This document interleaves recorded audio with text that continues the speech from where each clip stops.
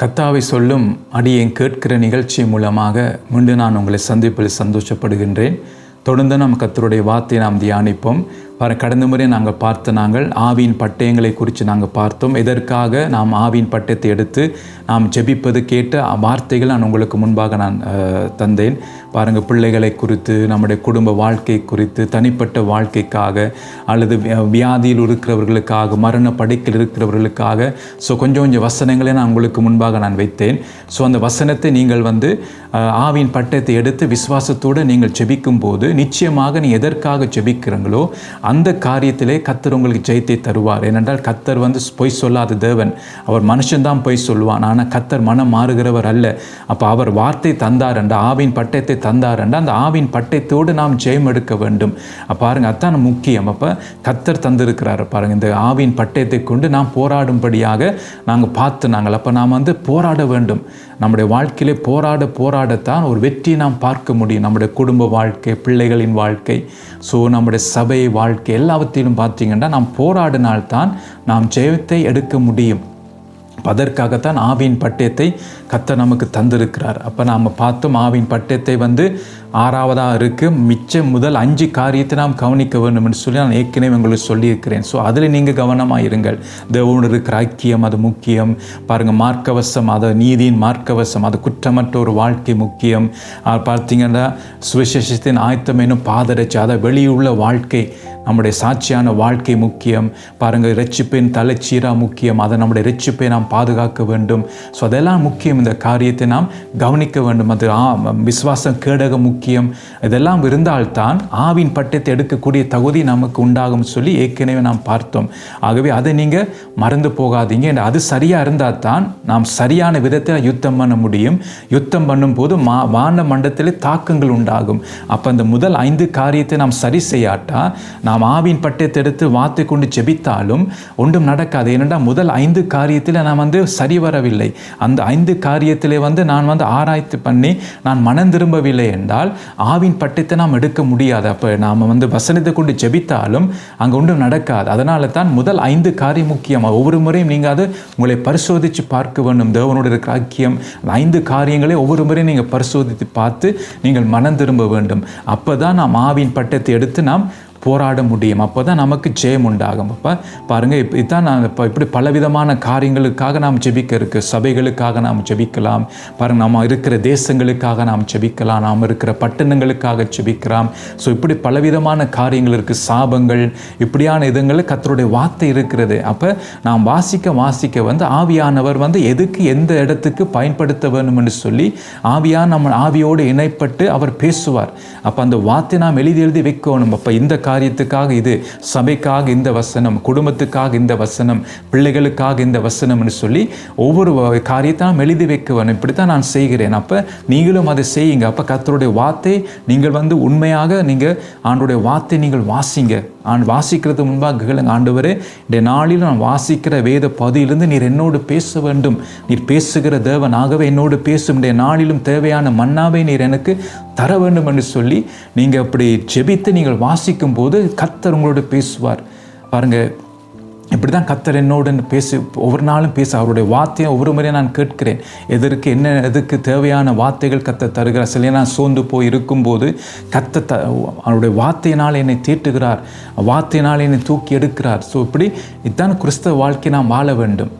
இன்றைக்கு நாங்கள் பார்க்க போகிறோம். பார்த்தீங்கன்னா இன்னொரு காரியத்தை நாங்கள் காட்ட விரும்புகிறேன்.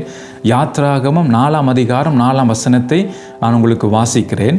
பாருங்கள், அப்பொழுது கர்த்தர் மோசேயை நோக்கி, உன் கையை நீட்டி அதன் வாளை பிடி என்றார்.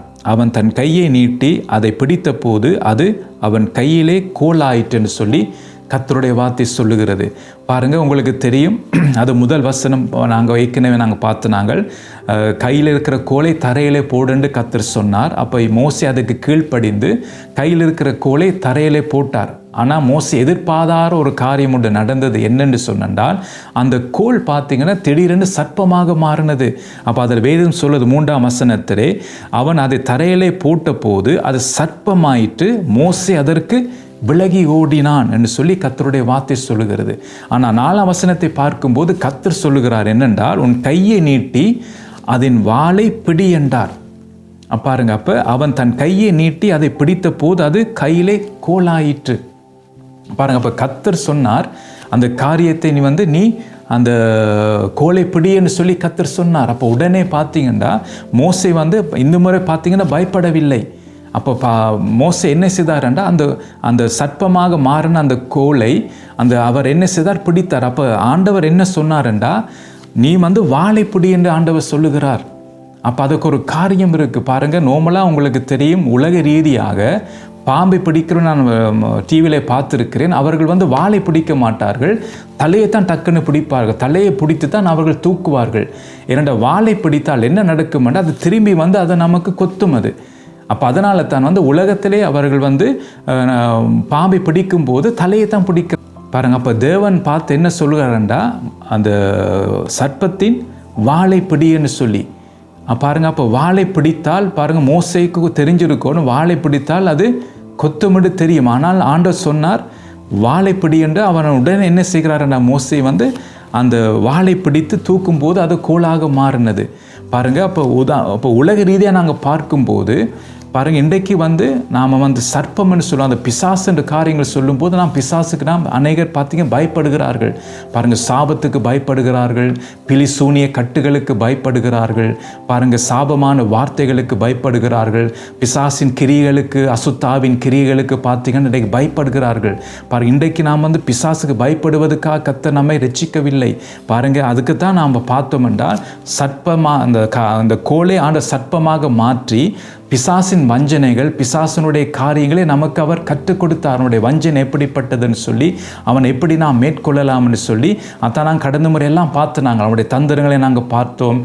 அவனை எப்படி மேற்கொள்ளலாம்னு சொல்லி பார்த்து, அவனுடைய சர்வாத வர்க்கத்தை நாம் தரித்தவர்களாய் நாம் அவன் பிசாசின் கிரிகளை நாம் மேற்கொள்ள வேணும்னு சொல்லி நாம் பார்த்தோம். அப்போ இப்போ நமக்கு தெரியும், இப்போ நாங்கள் பாம்பை பார்க்கும்போது, சர்ப்பத்தை பார்க்கும்போது நாம் பயப்பட வேண்டிய அவசியம் இல்லை. ஏனென்றால் இப்போ நமக்கு பிசாசின் தந்திரம் தெரியும். அதனால தான் மோசே பார்த்தீங்கன்னா ஆரம்பத்தில் அவர் அந்த சர்ப்பத்தை பார்த்து விலகி ஓடின மனுஷன், ஆனால் இப்போ பார்த்தீங்கன்னா அந்த பாம்பை பிடிக்கிற அளவுக்கு அவருக்கு தைரியம் வந்துட்டு. அப்போ அது என்ன அர்த்தம் என்றால், பாருங்கள், நாம் சரியான விதத்திலே நாம் கற்றுக்கொண்டபடியினால்தான் இப்போ நமக்கு அந்த பிசாசின் கிரியைகளை நாம் அறிந்து வைத்திருக்கிறோம், அவருடைய தந்திரம் என்னென்று அறிந்து வைத்திருக்கிறோம். அதனால தான் இப்போ நாங்கள் சத்துருவின் கிரியை நாம் மேற்கொள்ளக்கூடிய விதத்திலே நமக்கு அந்த தைரியம் இருக்கிறது, கர்த்தருடைய சர்வாத வர்க்கம் நமக்கு இருக்கிறது, ஆவியின் பட்டயம் இருக்கிறது. அப்போ அந்த ஆவியின் பட்டயத்தை கொண்டு நாம் பிசாசின் கிரியை மேற்கொள்ள முடியும்.